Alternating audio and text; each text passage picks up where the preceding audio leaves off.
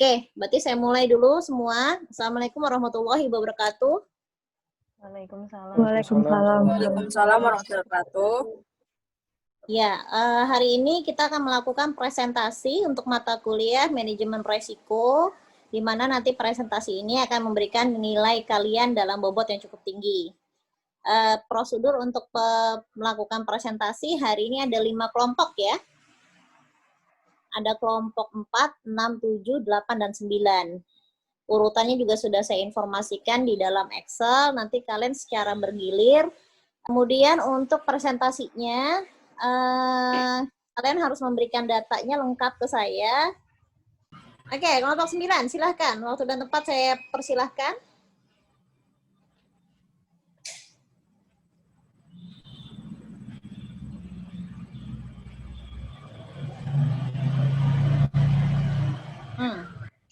Apa sudah masuk slide-nya? Sudah Olivia. Dimulai ya, Bu. Silahkan. Assalamualaikum warahmatullahi wabarakatuh. Selamat sore semuanya. Waalaikumsalam warahmatullahi wabarakatuh. Perkenalkan, kami dari kelompok 9 akan menjelaskan manajemen risiko dari PT Jasa Marga Tbk. Perkenalkan, nama saya Andika Setiawan dengan NIM 17 10 10 66. Nama saya Samjaya, NIM 17 10 10 75. Nama saya Rifa Lamsya, 17 10 10 90. Nama saya Dimas Andi Nugraha, NIM 17 10 10 37. Nama saya Olivia Siska dengan NIM 19 10 10 38. Olivia make up dia, pakai blush on dia. Bagus.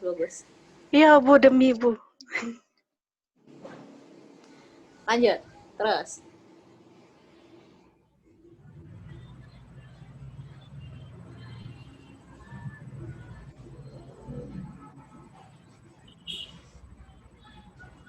Di sini ada latar belakang dari perusahaan sendiri. Di sini tertulis bahwa peraturan pemerintah nomor 4 tahun 1978 ini ada di web dari latar Jasa Marga itu sendiri.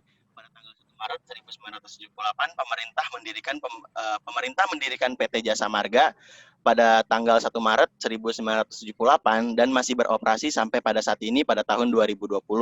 Nah, lalu apa sih tugas dari Jasa Marga itu sendiri? Nah, tugas utama dari Jasa Marga itu adalah merencanakan, membangun, mengoperasikan, dan memelihara jalan tol, serta sarana kelengkapannya agar jalan tol dapat berfungsi sebagai jalan bebas hambatan yang memberikan manfaat lebih tinggi daripada jalan umum yang bukan tol. Dan hal ini dijelaskan di web Jasa Marga itu sendiri.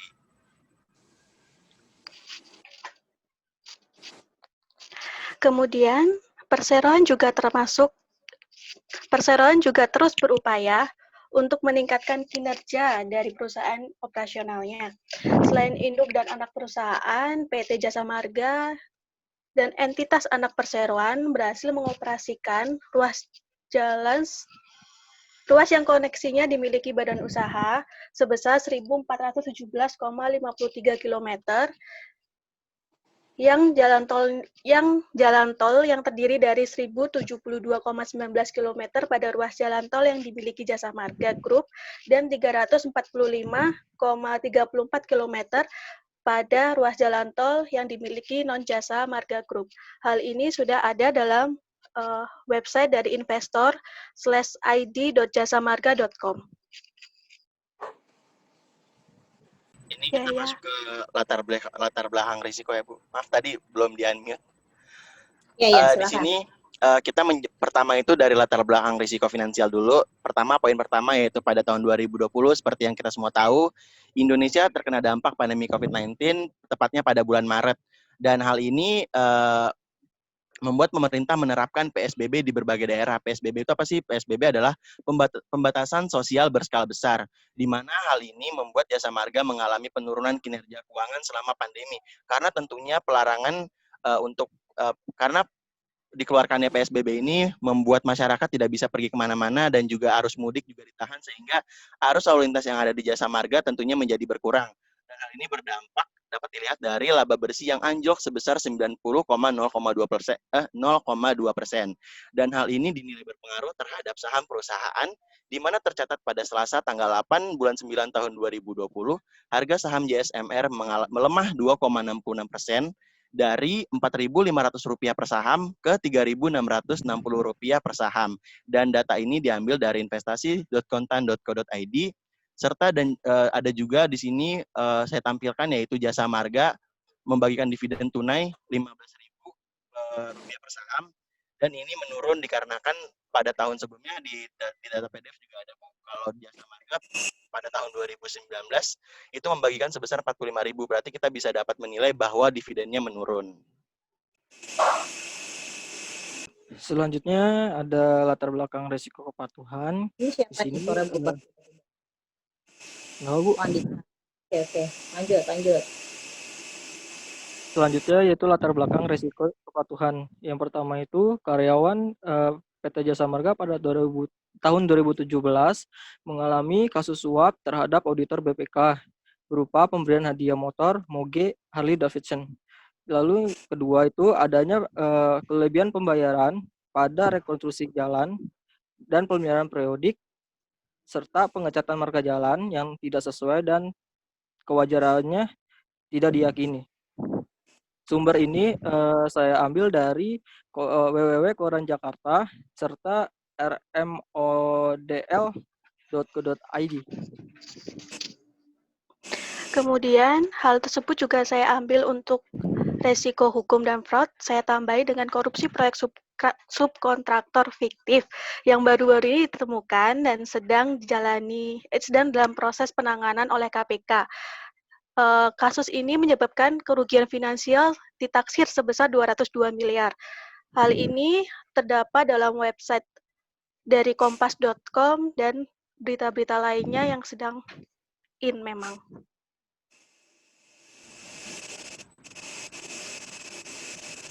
Nah, di sini selanjutnya ada latar belakang risiko strategis. Nah, yang pertama itu PT Jasa Marga berhasil menambah pengoperasian jalan tol sepanjang 96,5 km. Selama semester 1 tahun 2018 sampai Juli 2018, Jasa Marga telah mengoperasikan 776,7 km dari total konsesi jalan tol sepanjang 1.527 km yang dimilikinya. Nah, selanjutnya Ini yang data kedua. kamu seluruh Indonesia, Dimas? Kenapa, Bu? Ini data kamu seluruh Indonesia atau hanya Pulau Jawa aja? Data saya se-Jawa, hanya satu Jawa, Bu. Tol di Jawa. Ini ada selanjutnya, Bu.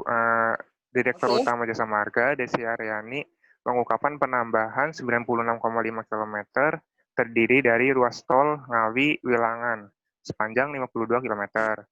Nah, ruas tol Bogor Ringboard seksi 2B sepanjang 2,65 km. Nah, ruas tol Gempol Pasuruan seksi Rembang Pasuruan sepanjang 6,6 km. Nah, latar belakang yang kedua, Jasa Marga akan terus berupaya.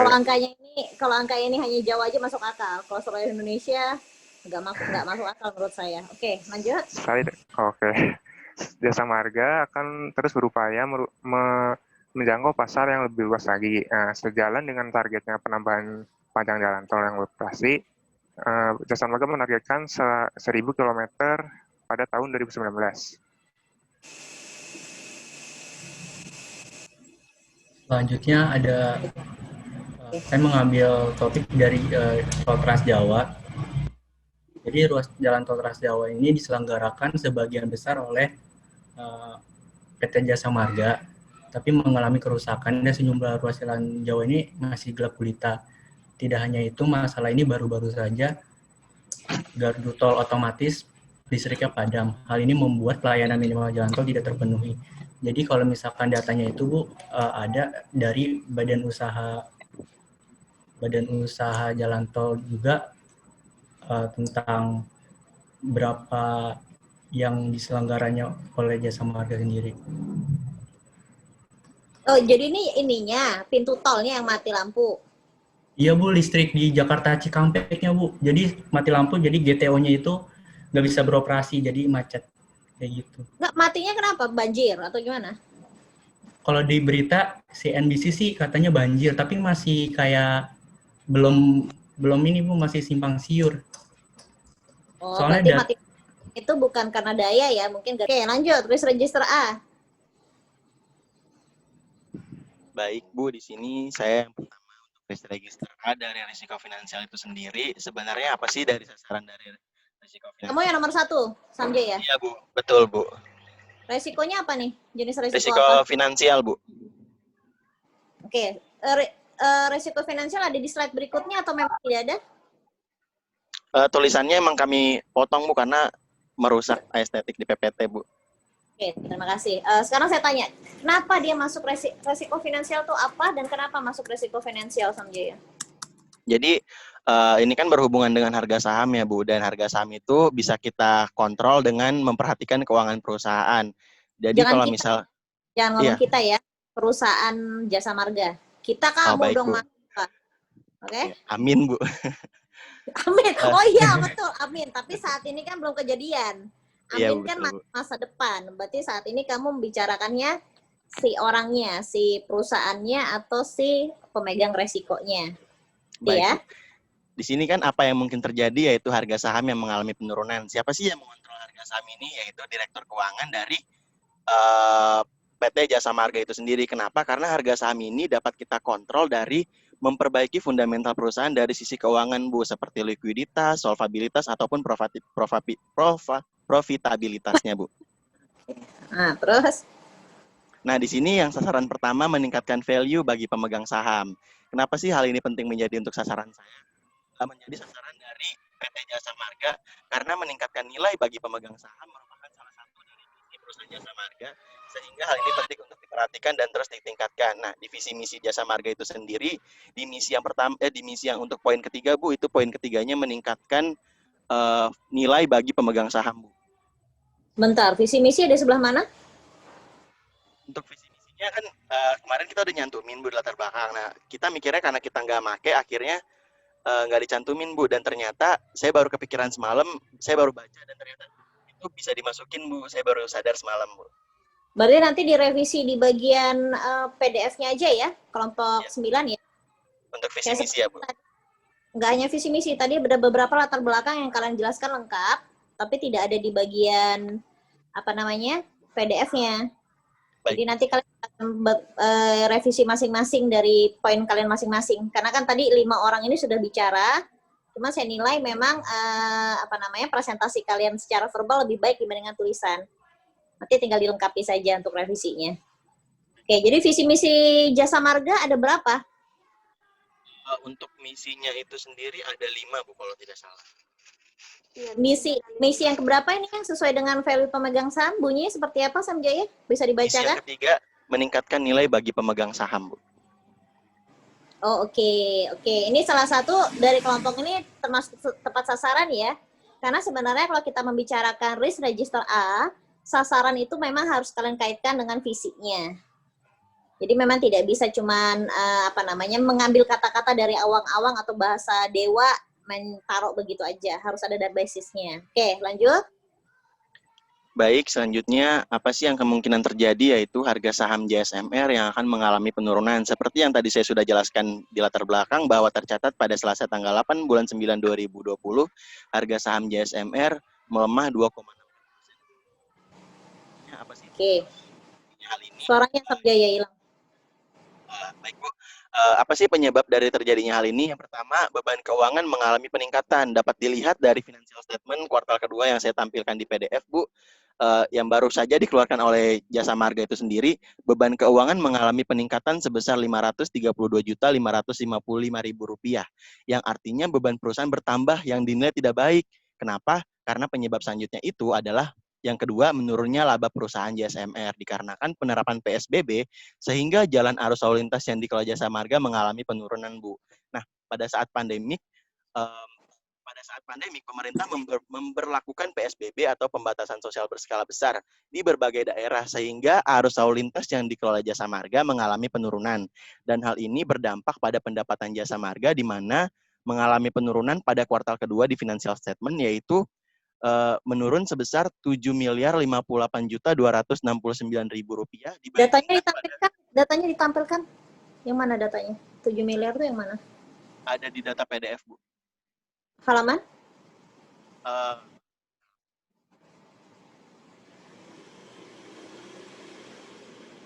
Bentar, Bu, ngadat.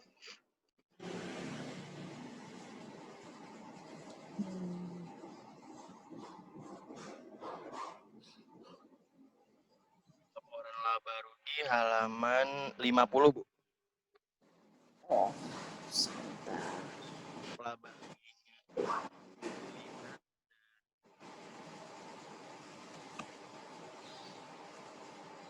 Halaman 50 dari PDF berarti ya? Iya, Bu, PDF. Halaman 50 dari PDF. Laporan laba rugi dan penghasilan komprehensif. Beban keuangan ya? Iya, Bu, beban keuangannya meningkat, Bu. Beban keuangan meningkat. Oh, oke. Karena kamu melihatnya dari tanda minus ya? Iya, Oke, betul, di situ. Baik, oke. Lalu di sini kan saya bilang laba rugi, perusahaan rugi, Bu. Nah, itu dari kita bandinginnya dengan kuartal keempat pada tahun 2019 dan kuartal kedua tahun 2020, di situ minus, Bu, dan saya kurangin, dan itu kerugian mengalami penurunan sebesar 7 miliaran, Bu, dibandingkan pada kuartal keempat tahun 2019. Juni. Oh, karena kamu membandingkan Juni ke Juni ya? Oh, enggak, Bu. Yang pertama itu pendapatannya dulu, Bu. Yang pendapatan 13 miliar menurun ke 6 miliar. Yang pertama pendapatan, baru saya di mana hal ini juga mempengaruhi laba perusahaan. Pendapatan atau penjualan? Hati-hati. Di situ ada pendapatan keuangan. Ada juga penjualan. Penjualan dan pendapatan usaha, Bu. Oke, dia nurun ya? Iya, betul, Bu. Kelompok ini mengambil Juni kenapa alasannya? Karena itu data yang terbaru, Bu. Oh, oke. Dan terus? itu yang benar-benar turun, Bu, karena di laporan kuartal pertama itu masih baik-baik aja, Bu, datanya, Bu. Saya nyari yang jelek, Bu. Iya, bukan nyari yang jelek ya. Mungkin kalian melihat dampak dari pandemi yang lebih terasa di mana. Karena kalau kita lihat betul, pandemi, Bu. betul aja ente. Oke, Iya. good. Ya, terus? Baik karena pendapatan yang turun dan beban yang meningkat, dan hal ini mempengaruhi laba perusahaan Jasa Marga, di mana pada kuartal kedua tercatat perusahaan Jasa Marga mengalami rugi sebesar Rp114.671.000, Bu. Lalu yang ketiga, 114.671, Bu. Yang jumlah laba rugi dari operasi yang dilanjutkan. Oke. Oh, jumlah laba dalam kurung rugi. Tahun lalu tuh dia untung 1 juta atau 1 triliun tuh? Iya, Bu, menurunnya anjlok banget, Bu. Oke. Jadi kelihatan resikonya di sini ya. Oke. Baru keluar kemarin. Lanjut. Dilanjut Samjaya. Penurunnya laba kan udah. Dividen. Iya, Bu. Dividen menurun. Menurunnya dividen yang dapat dibagikan ke pemegang saham. Menurunnya dividen ini dikarenakan pastinya pendapatan perusahaan yang menurun, sehingga perusahaan mengalami kerugian, dan dividen pun mengalami penurunan yang didapat dari informasi di papan pengumuman IDN finansial, di mana Jasa Marga membagikan dividen tunai sebesar Rp15.000 per saham pada tanggal 19 Juni 2020, padahal pada tahun sebelumnya itu pada tanggal 14 Mei 2019 mereka membagikan sebesar Rp45.000, Bu. Berarti ada penurunan sebesar Rp30.000 per sahamnya, Bu, untuk tahun ini. Oke. Pertengahan tahun ini. Betul, Bu, pertengahan tahun ini. Selanjutnya ada deskripsi dari konsekuensi resiko. Yang pertama tadi, pastinya itu berdampak pada kerugian finansial. Kenapa? Dikarenakan turunnya penggunaan jalan tol, sehingga laba yang turun, namun beban keuangan mengalami kenaikan, yang jika tidak ditangani akan menyebabkan perusahaan mengalami financial distress, Bu. Nah, kenapa saya bisa bilang financial distress? Karena di PPT-nya itu juga saya tampilkan. Itu skripsi saya, Bu. Iya, yang kemarin, Bu, maksudnya. Salah satu penyebab financial distress itu perusahaan yang mengalami kerugian berturut-turut yang dikarenakan beban operasional yang terus meningkat, namun pendapatan yang menurun, Bu, dan jika tidak ditangani akan menyebabkan kesulitan keuangan yang berujung pada kebangkrutan perusahaan, Bu. Jadi Very lebih good. baik langsung ditangani secepatnya. Selanjutnya yang kedua itu tidak dapat memenuhi beban perusahaan yang kemungkinan dapat berdampak pada pemangkasan karyawan ataupun PHK untuk mengurangi beban perusahaan. Nah, di sini kan beban keuangannya terus meningkat dan mengalami peningkatan pastinya membebani keuangan perusahaan, dan perusahaan berusaha untuk membayar beban perusahaan dengan menggunakan modal ataupun pendanaan sendiri. Dapat dilihat dari laporan keuangan kuartal 2, ekuitas perusahaan mengalami peningkatan sebesar Rp914.969.000 dibandingkan pada kuartal keempat tahun 2019.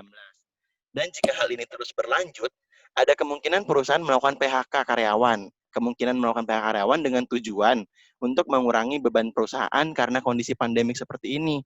Atau mungkin pengurangan gaji karyawan karena kondisi saat ini banyak karyawan yang bekerja dari rumah ataupun work from home.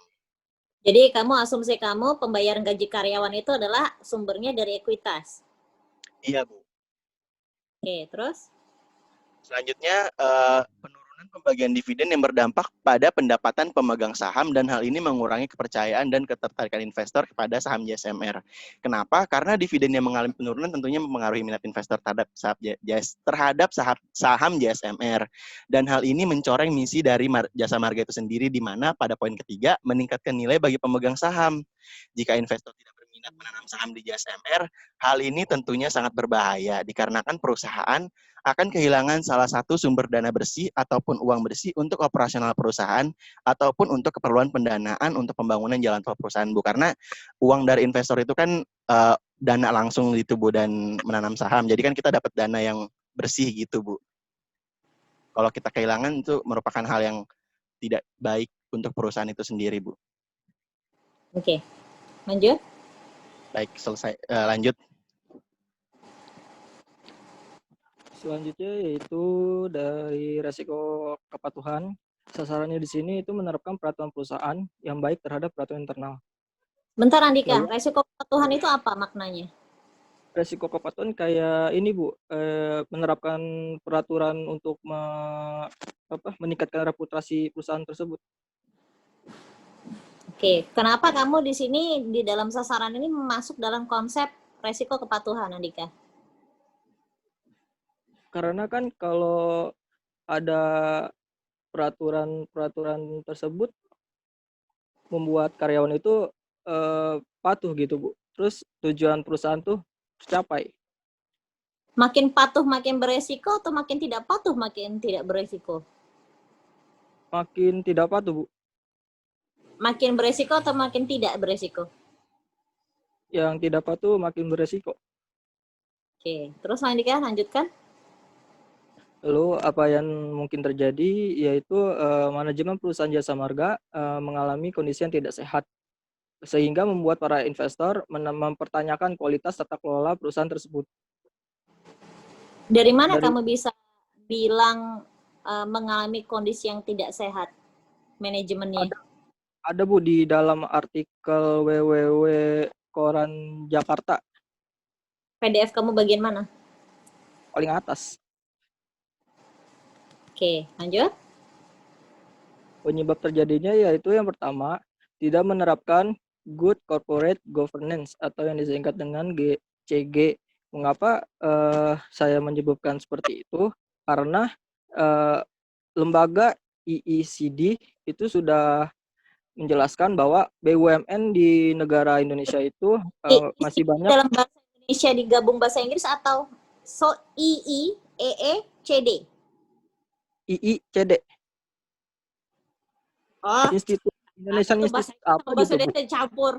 Jadi IICD. D, ya. I. Apa singkatannya? Indonesian Institute apa ya, Bu? Saya lupa. Sebentar, Bu. Indonesian Institute for Corporate Directorship. Directorship.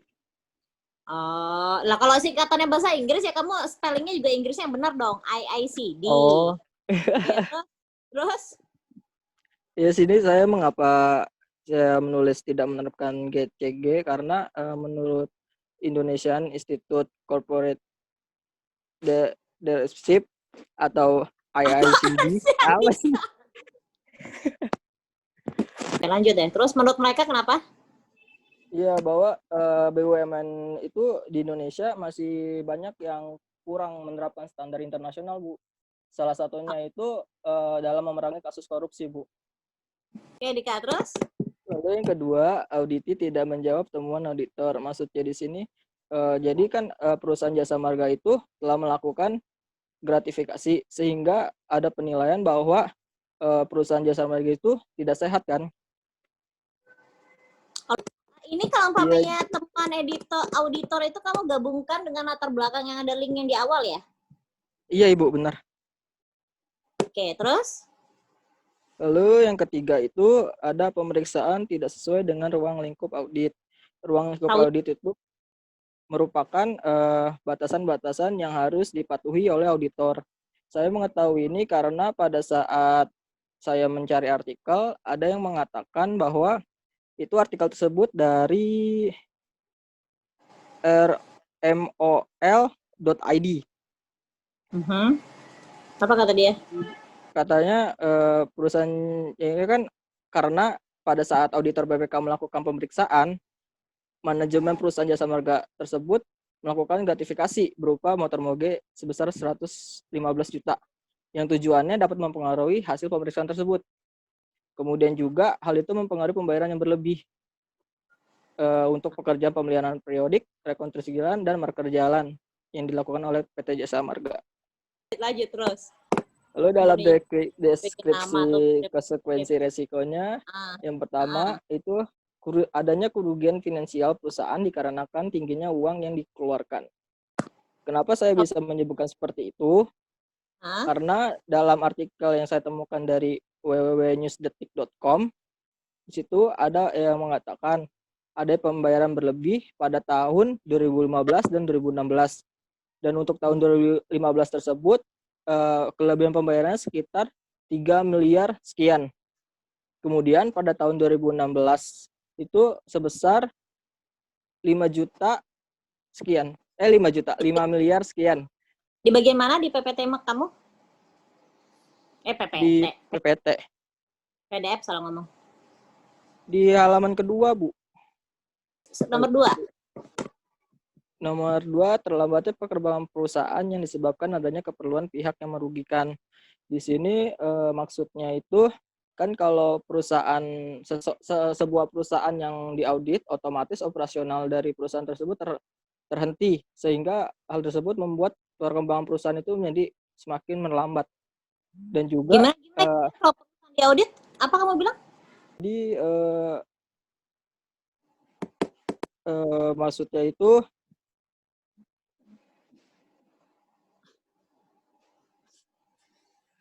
terlambatnya perkembangan perusahaan yang disebabkan ada keperluan pihak yang merugikan, maksudnya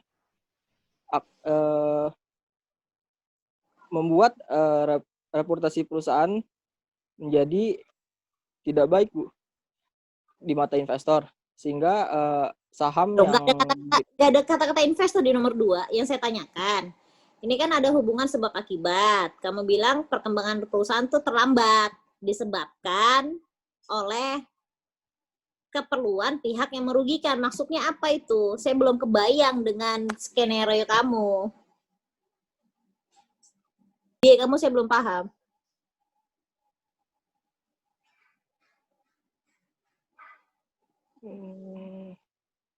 Ada anggota kelompok yang lain? Tolong dibantu. Olivia, Riva, Dimas. Jadi itu gini Bu, kemarin si Dikanya kayaknya lagi ngeblank Bu. Kemarin yang Dika bilang itu, seingat saya, dia bilangnya terlambat perkembangannya itu karena gini. Kan kalau misalnya lagi ada proyek nih Bu, proyeknya itu lagi berjalan, terus ternyata terendus tuh Bu ada korupsi. Nah, korupsinya itu korupsi atau penyelewengan atau apa, pokoknya yang kayak gitu itu Bu. Terus nanti kan kalau misalnya lagi ditinjau kan otomatis proyeknya tuh nggak bisa jalan. Kalau nggak bisa jalan, jadi nggak ada pemasukan, bukan tolnya belum jadi. Jadi tolnya belum dibuka. Itu Bu. Jadi keterlambatan. Oke, baik. Terima kasih Olivia. Oke, Dika. Ya, nah, data dapatnya dari mana? Kamu taunya pernah ada kejadian proyek nggak jalan itu taunya dari mana?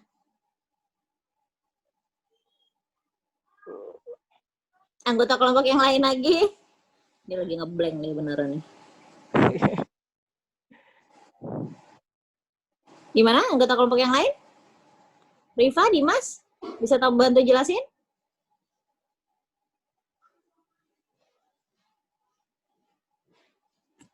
Belum.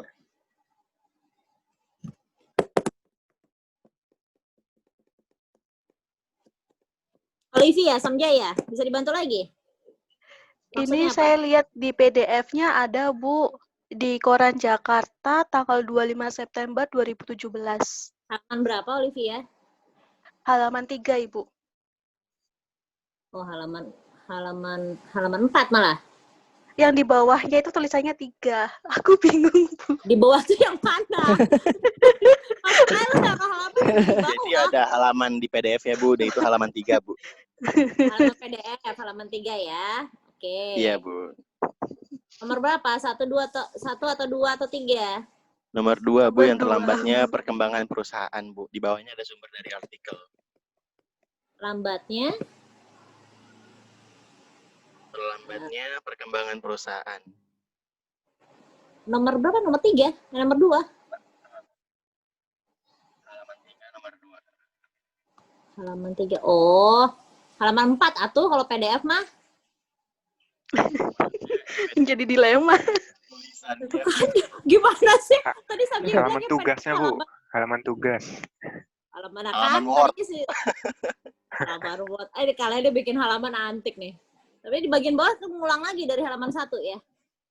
Oke. Oh, udah. Oke, Dika. Lanjut, nomor 3, Dika. Gimana, Dika? Dapat konsekuensinya yang ketiga yaitu berkurangnya kepercayaan investor dan masyarakat terhadap perusahaan jasa marga. Hal itu memang benar karena jika perusahaan melakukan kesalahan yang fatal membuat banyak investor atau maupun masyarakat yang kurang percaya pada perusahaan jasa marga. Karena yang saya temukan dalam artikel menyebutkan bahwa adanya investor yang menanyakan kualitas tata kelola perusahaan tersebut yang dikarenakan jasa marga membiarkan seseorang manajernya melakukan pemberian hadiah berupa motor Harley Davidson. Ini ada apa dengan motor Harley? Adik lu dia tadi ngomong motor Harley, Ibu lu.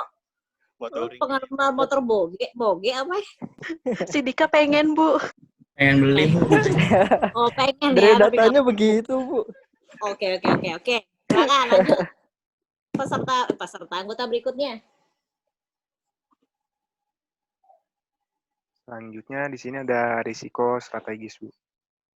Nah, sasarannya yaitu menurut latar belakang yang Ini tadi siapa sudah sih? saya Dimas. Iya. Makan. Nah, sasaran saya itu diambil dari latar belakang, Bu, yaitu pembangunan ruas jalan tol baru antar kota dan antar provinsi. Nah, dalam sasaran tersebut tentunya pasti ada kendala. Nah, kendalanya itu apa yang mungkin terjadi dalam strategi ini yaitu pembangunan jalan tol tidak sesuai dengan strategi dan kebijakan. Nah, ini strategi dan pembangunan tol yang tidak sesuai. Halo, Dimas. Pembangunan yang tidak sesuai dengan strategi dan kebijakan, kamu taunya dari mana? Ada datanya, cuman belum dimasukin di PDF, Bu. Baru nemu tadi pagi. Nggak apa-apa. Datanya apa? Diomongin coba. Nah, yang pertama itu penambahan panjang jalan tol sepanjang 1.000 km untuk kesejahteraan umum. Yang kedua, penanganan jalan belum optimal. Jenis penanganan, desain, dan ketersediaan dana. Yang ketiga, pembebasan lahan yang belum dituntas saat waktu pelaksanaan konstruksi. Nah, yang keempat, pelaksanaan konstruksi harus dipersingkat untuk kebutuhan penggunaan jalan baru, yang agar dapat dimanfaatkan oleh pengguna jalan. Nah, yang kelima, penetapan tarif tol sesuai dengan golongan kendaraan. Penetapan tarif kan kalau udah dibangun jalan tolnya, kebijakannya masuk ke penetapan tarif, Bu. Nah. Oke, good. Lanjut. Nah, pembangunan jalan tol tidak sesuai, tentunya mempunyai penyebab. Nah, penyebab terjadinya yaitu yang pertama, strategi dalam proses pekerjaan yang tidak maksimal atau kurang tepat. Nah, dalam sebuah artikel yang saya temukan berisi berita, yaitu beberapa kendaraan mengalami pecah ban. Pecah bannya itu di Jalan tol Profesor Dr. Insinyur Sujatmo. Jadi jalan tolnya rusak. Enggak, jalannya Gara-gara- berlubang, Bu. Bedanya rusak sama berlubang apaan? Oh iya, sama. Jadi maksud kamu gara-gara rusak dia bannya pecah? Iya. Oh, oke, terus. Itu nemu di artikel, Bu. Bukan salah saya, salah artikel. Apa? Iya. Ya, nemu di artikel. Ya. Nah, yang penting saya Oh, cuma iya. mengkonsumsi kalimat kamu. Selama kamu tahu apa yang kamu tulis, ya udah saya nggak nanya banyak. Logika udah nyambung kok ini. Terus. Oke. Selanjutnya yang kedua, sulitnya membuat kesepakatan dengan pemilik lahan. Nah, Direktur Utama Jasa Marga Subakti Syukur mengatakan, salah satu yang seringkali menghambat pembebasan lahan adalah proses verifikasi. Nah, verifikasi sendiri adanya dua pihak, yaitu Badan Pengawas Keuangan dan Badan Pengawas Keuangan dan Pembangunan dan Lembaga Manajemen Aset Negara. Nah, yang ketiga, Kamu tahu pembangunan kenapa pembebasan lahan? Kan kalau pemerintah mau bayar, bisa aja dong. Kenapa bisa sulit? Persulit karena harganya nggak cocok dan syarat-syarat dokumen-dokumennya kadang ada yang kurang, Bu. Ya, salah satunya itu. Tapi salah keduanya atau poin keduanya adalah karena Indonesia ini mayoritas agamanya Muslim, kenapa bisa sulit kalau tanahnya itu berhubungan dengan tanah wakaf? Nah, yang ketiga itu pembangunan jalan tol yang memakan biaya besar. Dalam kata Direktur Keuangan Jasa Marga, Doni Arsal, dalam sebuah acara BNI Investor Visit of Trans Java, dia mengatakan, nah, kenapa tol mahal? Karena bangunannya mahal. Biaya bangunannya mahal. Nah, biayanya 100 miliar itu bisa nyampe 1 kilometer. 1 kilometer biayanya 100 miliar. Itu jalan yang biasa. Nah, sedangkan jalan yang flyover dan misalkan jembatan itu sampai 350 miliar biayanya. Selanjutnya terdapat deskripsi konsekuensi risiko. Nah, yang pertama, saat adanya pengecekan jalan tol, hasil pengecekan tidak sesuai dengan standar pelayanan minimal jalan tol. Nah, jalan tol itu jika sudah jadi adanya pengecekan secara rutin, secara berkala oleh petugas. Nah, Jasa Marga juga sudah membentuk petugas, yaitu Jasa Marga Metropolitan Toll Road. Nah, selaku pengelolaan jalan tol sudah menyelesaikan pekerjaan pemeliharaan jalan tol sebagai upaya meningkatkan kualitas jalan, memastikan keselamatan, serta menjaga performa jalan tol agar tetap memenuhi standar pelayanan minimal. Nah, yang selanjutnya, pembebasan lahan berhasil, namun dengan harga yang tinggi. Ada contoh di pembebasan tol exit tol Semarang Solo di daerah Kelurahan Bugel, Kecamatan Sidoarjo, Kota Salatiga. Nah, di sana harga per meternya itu sampai 1 juta per meter, 1 juta. Itu yang bagian pusat desanya. Nah, sedangkan yang di pinggir desanya 300.000 per meter. Nah, terus? Selanjutnya yang ketiga itu kurangnya minat pengemudi menggunakan jalan tol karena tarif yang diberikan tinggi, khususnya kendaraan logistik.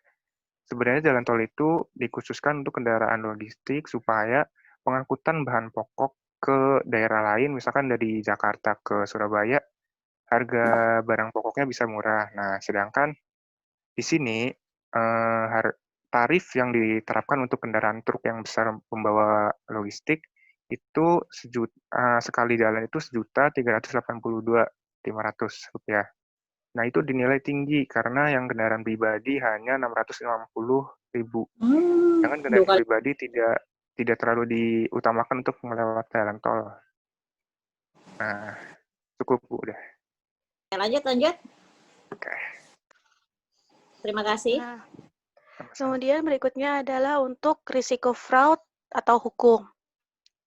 Sasaran dari risiko ini adalah PT Jasa Marga dan pihak yang terkait dalam perencanaan proyek jalan tol.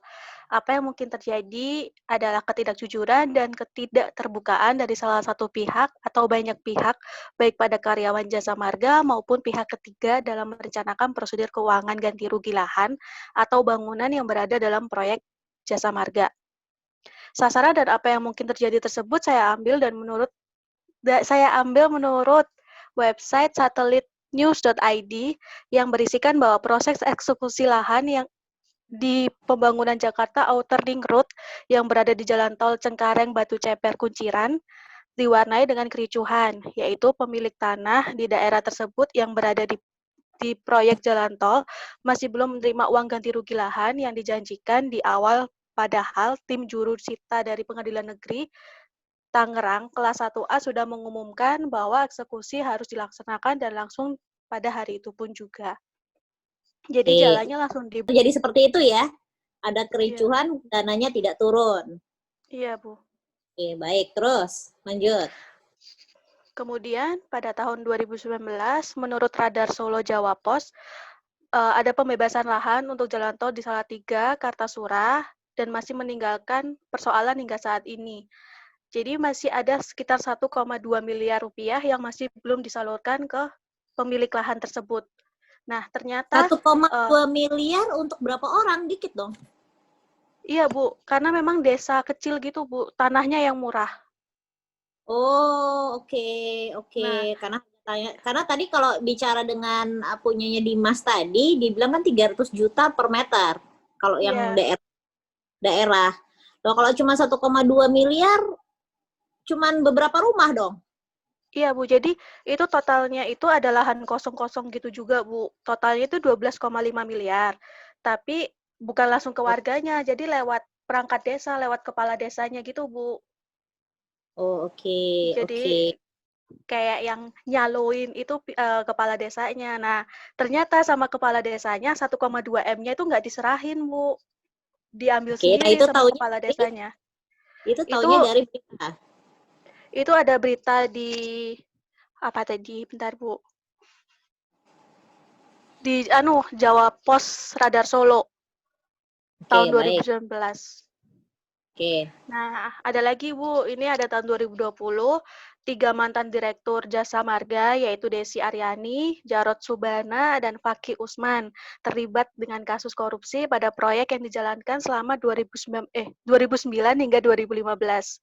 Dan sekitar ada 41 kontrak pekerjaan dan 14 proyek yang dikerjakan. Dan sekitar 202 miliar rupiah kerugiannya dari Jasa Marga. Itu soalnya kontraktornya yang disebutkan semua fiktif, Bu. Jadi kayak barang-barangnya nggak ada realisasinya. Oke, lanjut. Terus?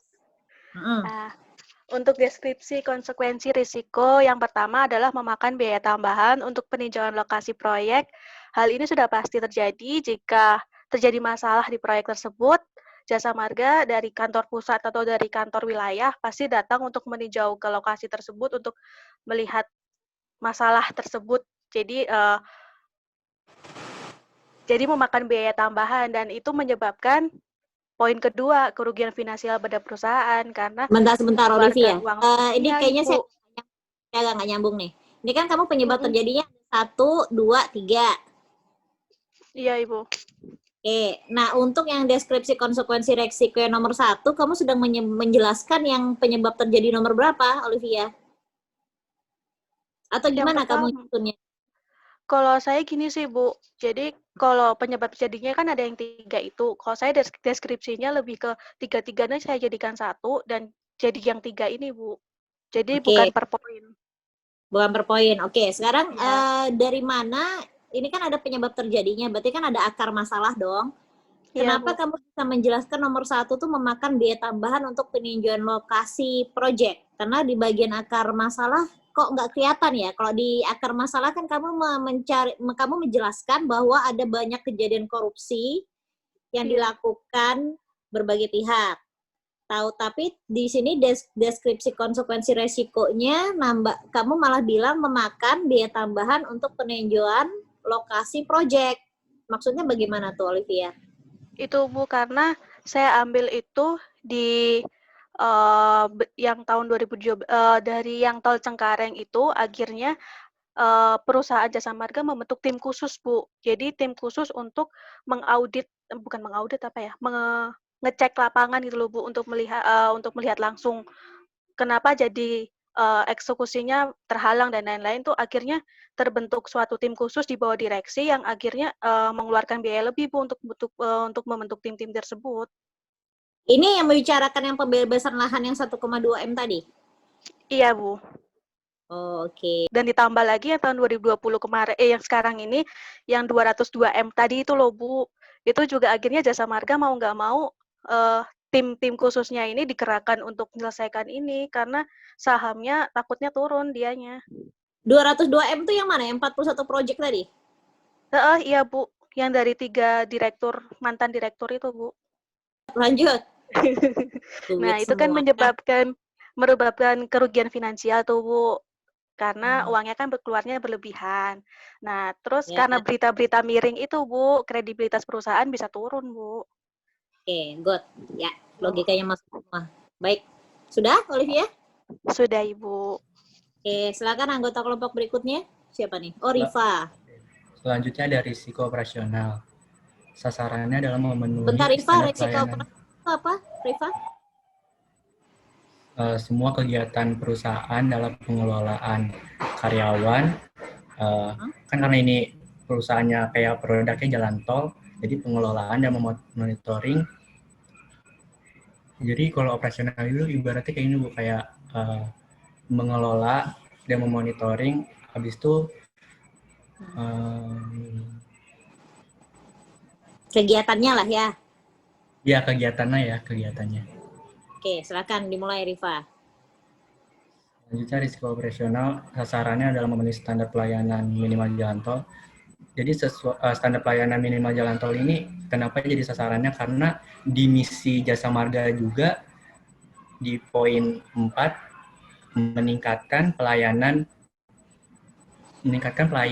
jalan tol secara prima.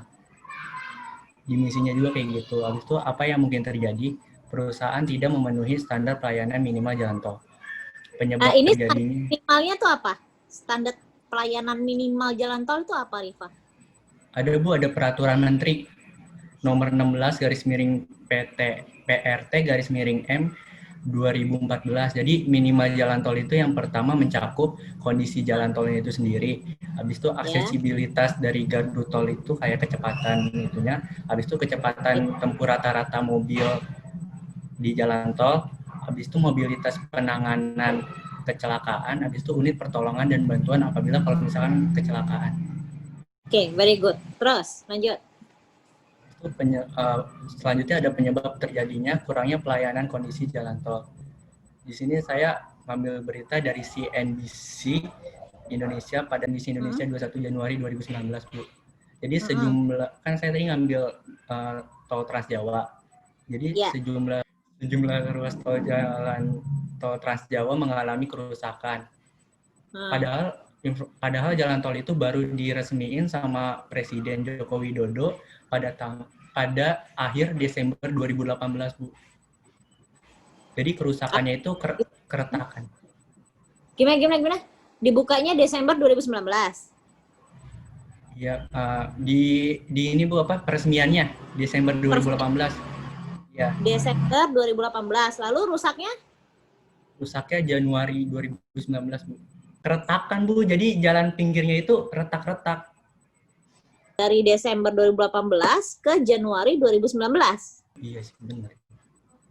Iya sih benar. Ya kan cuma sebulan kan? Desember 2018, letaknya di Januari 2019. Iya. Ya berarti kan jadi pertanyaan besar. Atau ada penyebab lain? Budi Karyanya ngomong apa? Statementnya kayak gini, cuma retak. Katanya cuma retak. Mungkin ini Bu karena jalan layang gitu Bu, jalan tol layang gitu, yang baru Jakarta Cikampek, yang atas. Baik, ya, itu di situ di PDF kamu ada Rifa, nanti tambahin ya kalau nggak ada ya. Ada. Ada. Selanjutnya, ya. Kok selanjutnya? Oh iya, ada beri yang ini. Maaf Bu, kepencet. Penyebab terjadinya yang kedua adalah belum terlaksananya keselamatan jalan tol. Berdasarkan berita jakartakompas.com 6 Februari 2019 tentang tapi ini tol Trans Jawa yang apa namanya kayak kesana-sananya Bu, kayak makin jauh tuh makin penerangannya makin minim Bu, sama rambu-rambu keselamatannya tuh makin minim. Terjadi. Iya Bu, dengan adanya itu kayak kalau di berita ini Bu, karena jalannya itu juga bergelombang, jadi kayak nggak rata gitu Bu. Jadi ibaratnya kayak kalau ngelihat dari gambarnya juga bergelombang. Tadi juga saya ngelihat di berita, ngelihat di fitur dari beritanya juga ternyata emang nggak rata. Nah, jadi keselamatannya apa? Ada yang terjadi kecelakaan di situ? Iya Bu, jadi ada kecelakaan. Baru-baru ini sih, tadi berapa ya, tanggal berapa ya? Baru-baru ini kapan? Lu tadi ngomong Februari tahun berapa ini? 2019. Ya udah lama toh, lu tuh Oh, iya, Bu. baru. Pacaran tuh baru setahun. Oh, Kalau oke. jalan tol udah lama setahun. Oke, terus nomor 3. Selanjutnya kurangnya aksesibilitas kecepatan transaksi pada gardu jalan tol. Masih sama Bu yang tadi kayak latar belakang. Jadi dengan padamnya listrik, ya yang padamnya listrik. Jadi menyebabkan terhambatnya transaksi jalan tol. Jadi dari GTO ke sistem manusia Bu, kayak ngasih tiket sama ituannya tetap. Jadi pembayarannya tuh manual. Oke, Biar lanjut. menghambat. Selanjutnya ada deskripsi konsekuensi kecelakaan lalu lintas jalan tol. Jadi saya ngambil datanya itu dari artikel, jadi dari kompas.com 23 Desember 2019 masalah. Jadi yang tadi saya ngomong yang kecelakaan beruntun yang terjadi di tol Jakarta Cikampek, jalan tol yang tadi saya bilang jalan tol yang bergelombang pada kilometer 27. Jadi menyebabkan kayak pengemudi juga gagal rem, habis itu juga kayak rambu-rambu lintasnya juga nggak ada Bu, tentang gelombang tentang marka jalan yang bergelombang. Nanti kamu cari deh fotonya yang gelombang itu, gue penasaran maksud kamu gelombang tuh apa sih? Bayangan itu saya Bu, jalannya tuh nggak lurus Bu, gini-gini. Yang kayak ada polisi tidurnya. Iya, tapi ini bukan polisi tidur, tapi jalannya tuh nggak rata.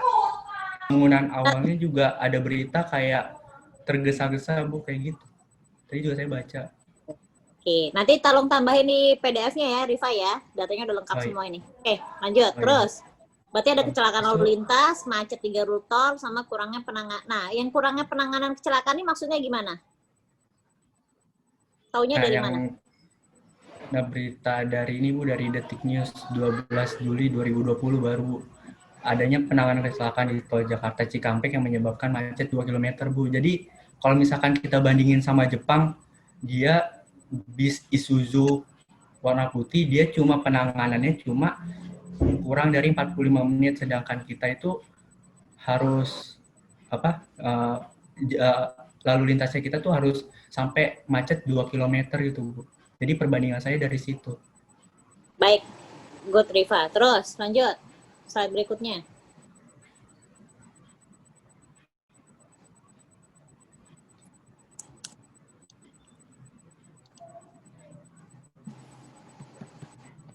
Baik Bu, ini kita masuk ke risk register B.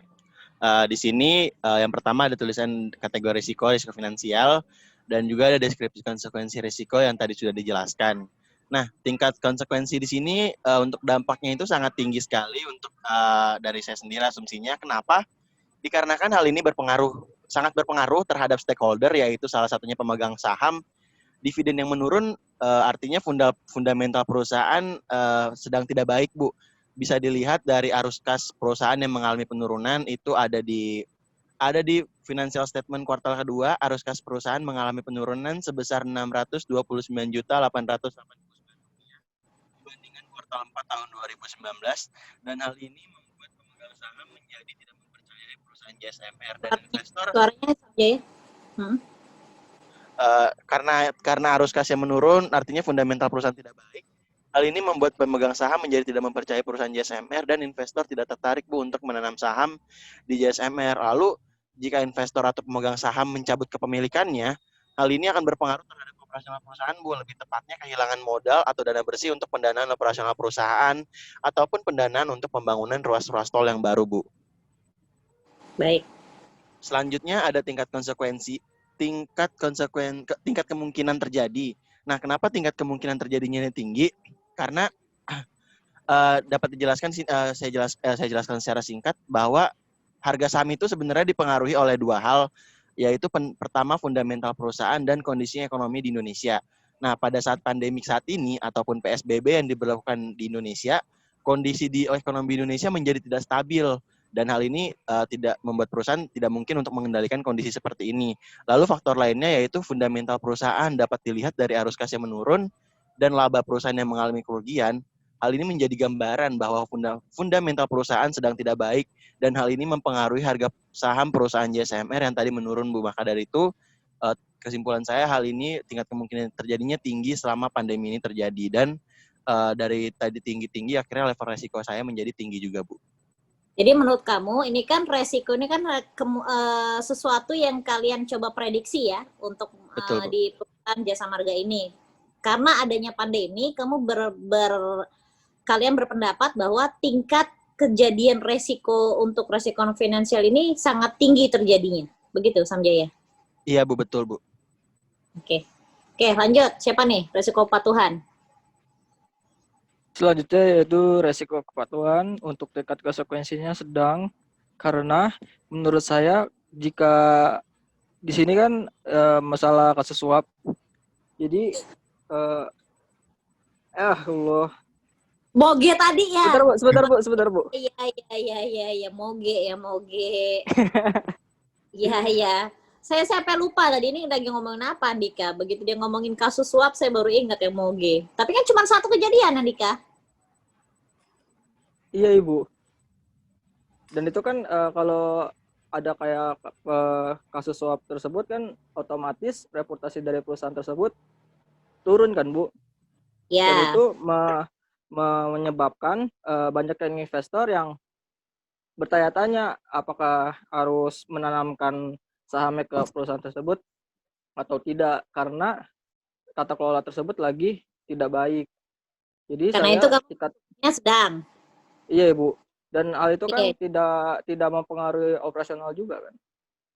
Ya, oke. Di dalam hal tingkat konsekuensi saya bolehlah antara sedang ataupun rendah, itu memang tinggal subjektivitas masing-masing. Namun beralih ke yang berikutnya. Kenapa tingkat kemungkinan kamu malah tinggi? Soalnya kan, Bu, kalau kasus suap kayak gini kita juga tidak mengetahui. Iya. Kenapa? Ya, nggak bakal diketahui, Bu. Kalau misalnya kasus suap ini sudah ditangani, untuk selanjutnya kita nggak tahu bagaimana. Loh, bukannya sebaliknya, Dika?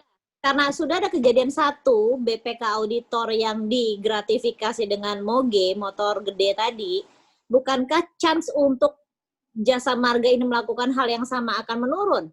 Dia nggak bakal berani dong. Dia nggak akan berani lagi melakukan hal yang sama, iya nggak? Karena kasusnya sudah di blow up nih di media.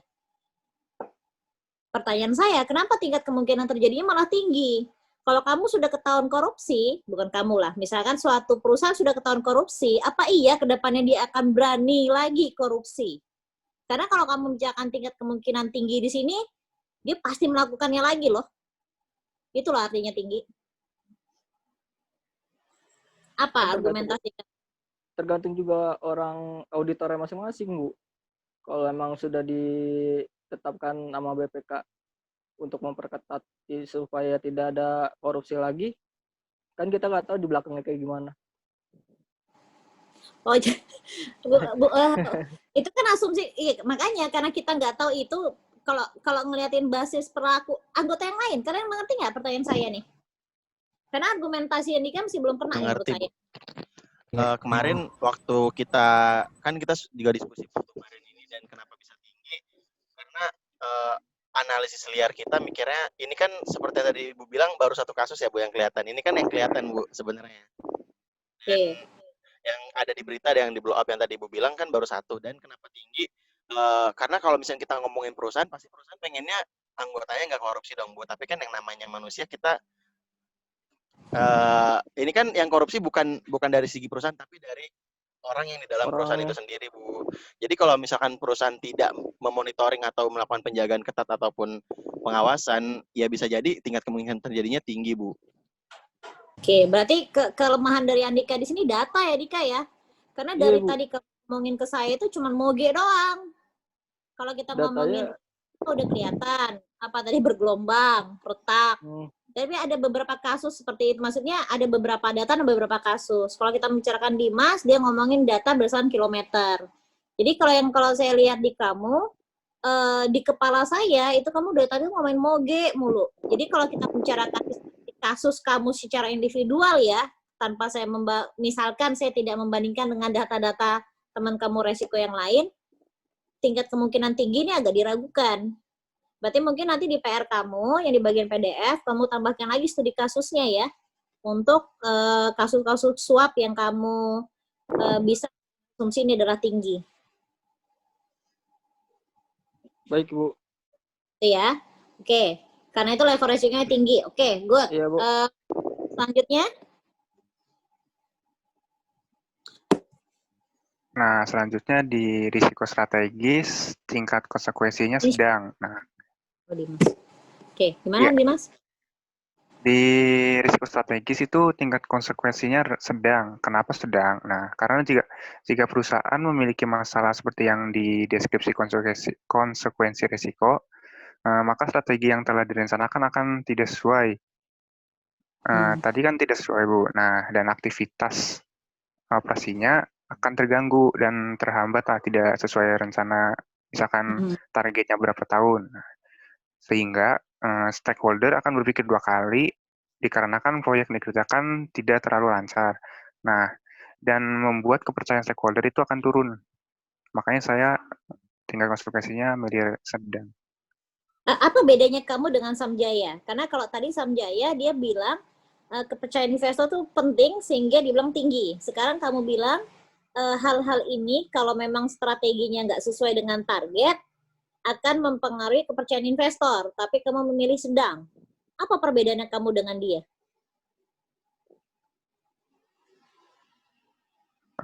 Punya saya mungkin kalau misalkan dalam pengoperasian pembangunannya tidak lancar kan bisa menimbulkan kegagalan, Bu. Makanya investornya harus mikir 2 kali biar kita itu udah investasi ke mereka. Nah, kalau misalkan mereka kerjanya nggak benar, kita juga nggak mau investasi gitu.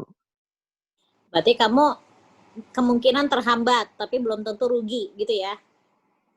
Mungkin itu kali Iya, ya. gitu, Bu. Makanya saya pilih sedang. Oke, good. Terus kenapa tingkat kemungkinannya tinggi? Ini kayaknya semua pada nggak percaya sama jasa marga atau gimana sih? Yang saya maksud tinggi itu kayak gini, Bu. Misalkan kasus yang dalam deskripsi konsekuensi resiko saya itu pasti terjadi di setiap pembangunan jalan tol. Karena itu sebuah masalah yang kecil, cuman harus diperhatikan. Walaupun tidak terlalu bahaya. Ini adalah masalah umum yang terjadi pada saat membangun jalan tol, gitu maksudmu ya? Iya, Bu. Makanya setiap pembangunan jalan tol hampir terjadi. Seperti ini. Hilang dia. Oke. Iya, Bu. Gimana, Bu? Iya. Ya udah oke. Ya lu tadi jadi resikonya tinggi, Bu. Oke, good. Next, siapa lagi? Saya Ibu. Olivia, oke. Iya, untuk Tinggi risiko. juga. Ini salah satu orang yang tidak percaya dengan jasa marga ini. Oke, terus? Ya, itu kenapa konsekuensi dampaknya sedang, itu karena memang selama ini kasus korupsi kan memang terblow up, tapi kayak nggak terlalu berdampak banget juga yang selama ini terjadi. Jadi kayak walaupun yang moge tadi itu juga tetap saham dan lain-lainnya itu nggak berdampak sama sekali. Jadi kayak sedang biasa aja. Cuman mungkin internnya aja Tetap yang agak ya, maksudmu ya? Iya, proyeknya tetap jalan, jadi nggak terganggu juga. Tapi kemungkinan terjadinya tinggi itu karena memang berhubungan dengan uang dan hampir semua orang juga pasti tergiur kalau soal uang, dan hukum memang paling sering untuk Semua orang? Itu Hati-hati. hampir semua orang, Ibu. Nggak semua orang, hati-hati. Ya, tinggal dikit lagi. Oke, lanjut.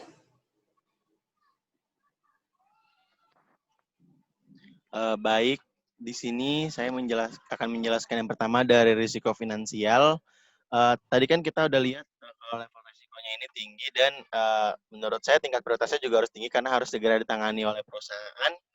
Karena seperti yang sudah dijelaskan tadi, deskripsi konsekuensinya sangat berdampak besar terhadap perusahaan itu sendiri. Dan adapun tindakan penanganan risiko di sini ada 3 poin. Yang pertama, mengontrol beban ataupun OPEX perusahaan agar tidak memberatkan sisi keuangan perusahaan. OPEX itu apa? OPEX adalah operating expenditure ataupun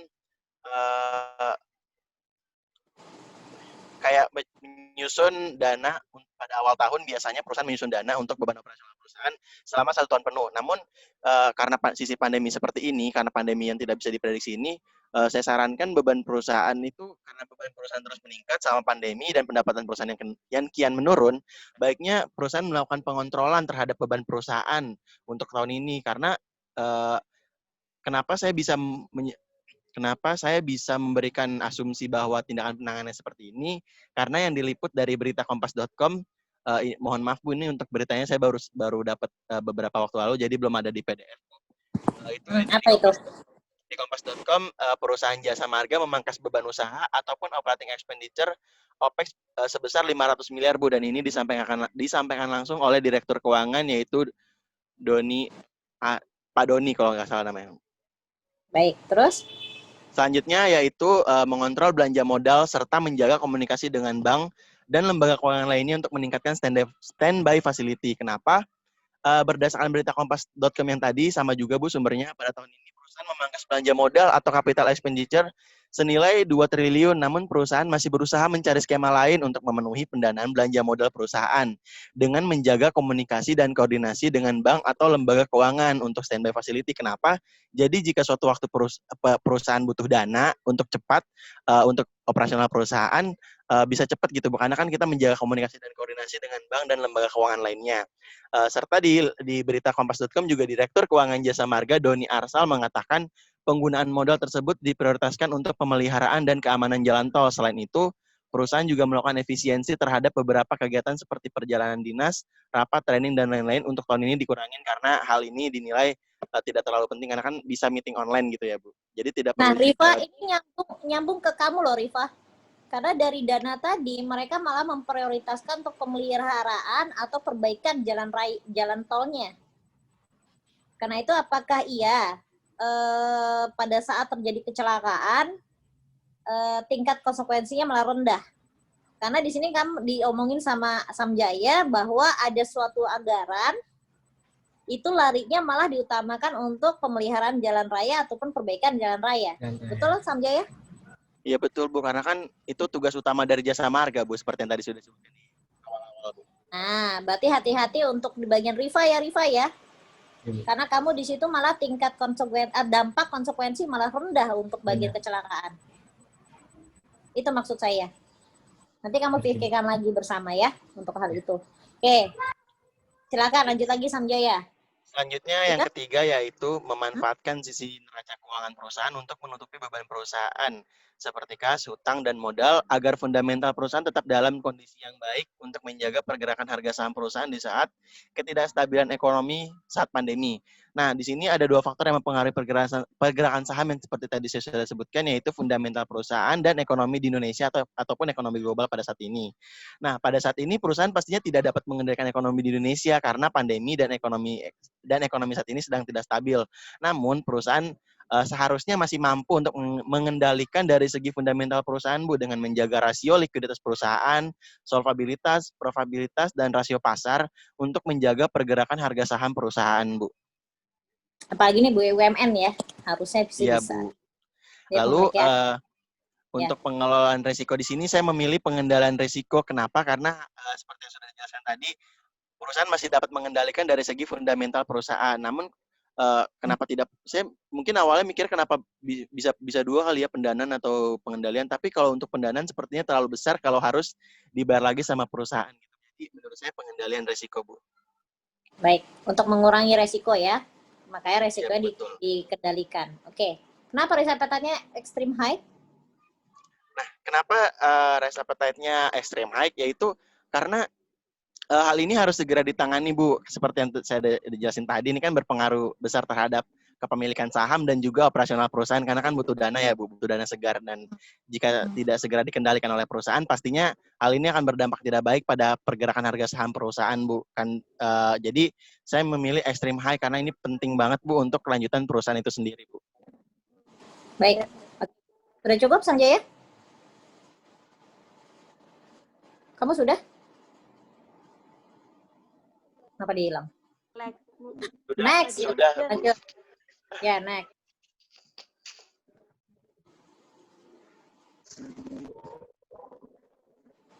Siapa yang next? Andika, bukan? Iya, Bu, Andika, ini sinyalnya Andika, ada susah, Bu. Kenapa?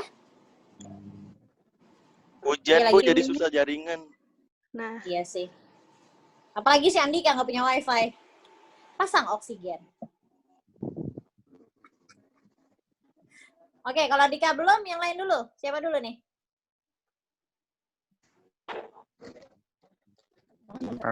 Punya saya, Bu. Selanjutnya mengenai resiko strategis.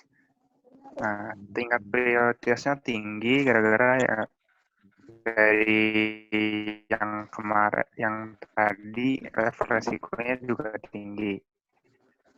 Nah, sekarang lanjut ke tindakan penanganan risiko. Pertama itu memaksimalkan tugas secara ketat saat proyek itu dilakukan. Nah, Selama ini memang tidak ada konsultan?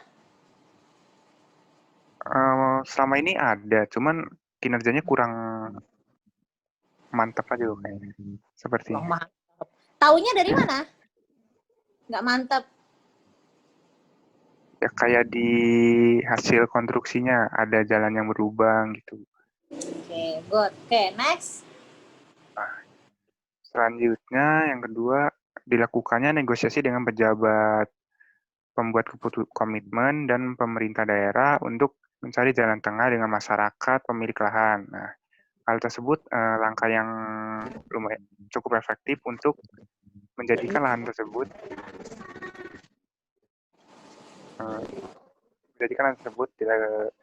untuk pembuatan jalan tol. Untuk kelompok ini tapping errornya dibetulkan ya, kelompok ini ya. Jalan tengah, menaikkan. Tadi dari awal banyak sih tapping errornya. Jadi tolong dibetulkan dan konsisten. Kalau nggak ada titik, ya nggak ada titik semua. Tadi bagiannya Olivia itu ada titiknya. Mengakhiri kalimat dengan titik. Harus konsisten. Kalau emang nggak pakai titik. Jadi nanti kalian perbaikin typing error dari PowerPoint-nya. Kemudian sama PDF-nya masing-masing dengan part kalian yang saya suruh tadi ya. Baik, Bu. Oke, terus menaikkan tarif kendaraan. Nih, oke. Negosiasi dengan pejabat pembuat komitmen. Kamu tahu dari mana ada kata-kata ini? Dari artikel, Bu. Very good. Nomor 3? Yang ketiga itu menarik itu yang tadi Bu, melakukan subsidi silang antara kendaraan logistik sama kendaraan pribadi. Nah, kendaraan logistiknya itu biayanya diturunin. Nah, sedangkan untuk menutupi tarif yang untuk biar perusahaannya untung itu, yang kendaraan pribadi itu dinaikkan, Bu. Ya, oke. Kenapa risk appetite-nya high? Karena penting dilakukan. Penting tapi nggak sangat penting gitu ya? Iya, kayak gitu. Oke, yaudah oke. Langsung, next. Terima kasih, Bu. Ya, sama-sama. untuk risiko fraud atau hukum, yang pertama tindakan penanganan risikonya adalah sosialisasi pedoman pengendalian kecurangan dimulai sejak awal penerimaan karyawan dan pada saat penandatangan kontrak kerja di awal. Yang kedua adalah membentuk tim khusus untuk ya. Jadi rata. Bisa nih kita godain nih. Yang nomor Ibu. 1 kamu tahu dari mana? Tahu dari mana kalimat ini? Itu ada, Bu, di statement-nya Jasa Marga. Jadi waktu ada wawancara, ada yang tanya itu, Bu, kalau misalnya dari Jasa Marga bakal dilakuin apa, terus statement-nya untuk langkah awal kita sosialisasi ini. Oke, good. Kalimat berikutnya nomor 2. Yang kedua adalah membentuk tim khusus untuk menangani hal-hal yang berkemungkinan menjadi suatu masalah kecurangan atau fraud yang terencana dan tidak terencana. Ini datanya ada di tahun 2017 setelah ada kasus korupsi dan kasus suap itu yang Harley tadi itu akhirnya tim Jasa Marga membentuk tim yang langsung di bawah direktur utama. Terus yang ketiga, selalu mengevaluasi hasil kerja setiap aspek dan selalu mengevaluasi pedoman untuk dilakukan penyesuaian dengan perkembangan lapangan. Itu menurut saya, Bu. Maksudnya apa yang di sini? Mengevaluasi hasil kerja itu, kan mereka memang pasti ada laporan ininya dong? Iya, Bu. Jadi menurut maksud saya itu jadi kayak lebih ditinjau lagi, Bu. Jadi benar-benar dilihat ini emang udah sesuai belum sama laporannya, sama pembukuannya, kayak gitu, Bu. Tapi di sini kenapa bisa masuknya ke pendanaan resiko ya, Olivia ya? Kalau kita mengucapkan sosialisasi kan berarti sudah ada dong, Iya, maksudnya Bu. agendanya dan sudah ada anggarannya untuk melakukan ini semua. Pendanaannya saya lebih ke yang kedua, Bu. Soalnya yang kedua dan ketiga. Kalau yang kedua itu kan membentuk tim otomatis kan lebih banyak dana yang dikeluarkan seperti untuk pelatihan. Terus untuk membentuk tim itu berarti kan perlu gaji lebih untuk anggota tim yang baru dibentuk. Jadi kalau digaji lebih nggak bakal fraud gitu ya? Amin, Bu. Oh gitu ya. Oh gitu. Jadi cara mengatasi fraud, gajilah orang itu gede, gitu ya. Tapi BPK nggak gede-gede amat kok, gajinya jujur-jujur aja gitu ya. Iya Oke, sih. kenapa high? Kenapa high? Riset pertanyaan kenapa high? Nah, kalau saya nggak ngambil ekstrim high, kayak ngambil cuma high itu karena memang kalau memang poin 1 itu benar-benar diterapkan, benar-benar poin 1 dan poin 3 itu benar-benar diterapkan, berarti poin 2 juga nggak akan dibutuhkan, nggak akan sampai membentuk tim untuk ngecek gitu kalau memang mereka sudah patuh, sudah sesuai dengan alur hukum jalan peraturan itu, Bu. Berarti selama strategis yang di bagian Dimas dilakukan dengan baik, di kamu juga sebenarnya tidak akan keluar biaya lebih besar ya? Iya, Bu. Oke. Ada lagi penjelasannya? Sudah, Ibu. Oke, lanjutnya. Tadi salah, Bu, soal tingkat prioritas rendah, masih diperbaiki lagi. Habis itu tindakan penanganan risiko, pemantauan rutin, pelayanan kondisi jalan tol berdasarkan indikator kesehatan, ketidakrataan, tidak ada kesehatan lubang. itu apa sih? Emang Kalau di pre-release Jasa Marga, jadi tuh dia ngomongin kecepatan sama kesehatan kalau misalkan hujan atau enggak ada itu kan, jadi kalau misalkan hujan itu gitu. Ya, saya cuma ngetes literasi kamu. Kamu benar-benar baca berarti ini. Oke, good, Rifa. Tidak ada daratan, tidak ada lubang. Oke, akses. Yang selanjutnya, nomor 2. Selanjutnya menciptakan aksesibilitas, kecepatan transaksi, dan jumlah gardu tol. Kenapa saya bilangnya masih menciptakan? Karena pas tahun 2018-2019 itu jalan tol belum GTO semua, Bu. Ada datanya, tapi ya, ada beritanya, Bu. Jadi belum semuanya GTO, gerbang tol otomatis. Jadi masih ada yang di tol pendalaman masih yang jaga masih orang. Berarti mungkin di sini maksud kamu bukan jumlah gardu tol ya? Jumlah gardu tol otomatis. Ya, sama di press release-nya juga Jasa Marga dia ngomong, Bu, dia penambahan gardu tol karena makin ke sini jalan tol itu banyak. Jadi karena kan penyambungan dari kota ke kota, Bu. Baik, oke. Good. Nomor 3. Selanjutnya mengelola kegiatan penanganan kecelakaan berupa evaluasi korban ke rumah sakit terdekat, penderekan gratis, dan sarana pengaturan lalu lintas. Jadi di sini Jasa Marga itu kayak ada kegiatan gitu, Bu, kerjasama sama apa yang tadi itu? Kerjasama sama Badan Penanggulangan Bencana. Tapi ya Badan Penanggulangan Bencana soal keselamatan di jalan tol. Jadi kalau misalkan jadi kayak evaluasi gitu, Bu.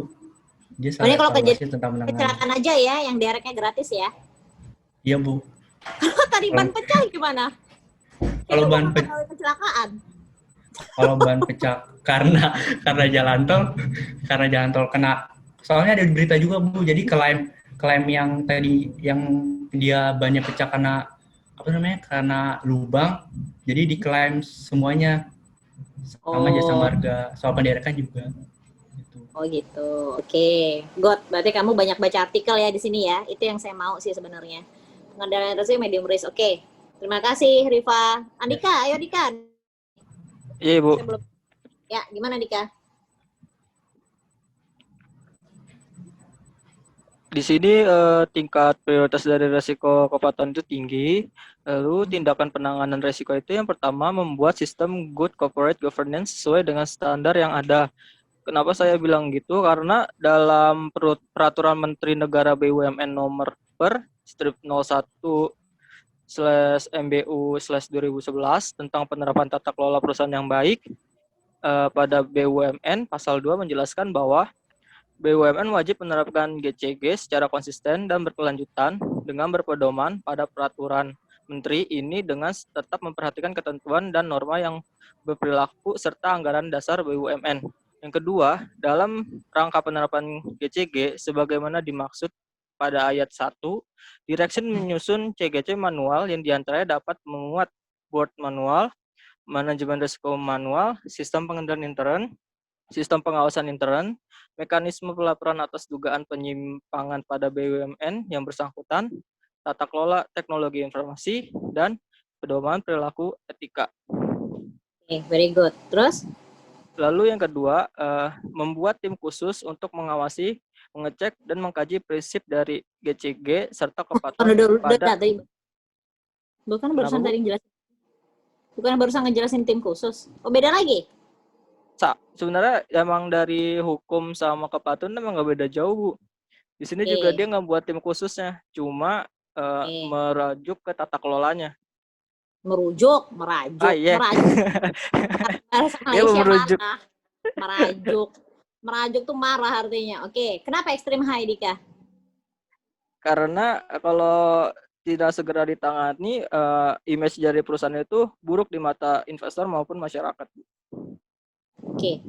Slide-nya sudah selesai? Sudah. Sudah, Bu, di terakhir. Silakan di closing. Sekian dari kelompok kami, kurang lebihnya mohon maaf. Wassalamualaikum warahmatullahi wabarakatuh. Waalaikumsalam warahmatullahi wabarakatuh. Oke, penilaian kelompok ini adalah tugas yang saya instruksikan untuk semua kelompok.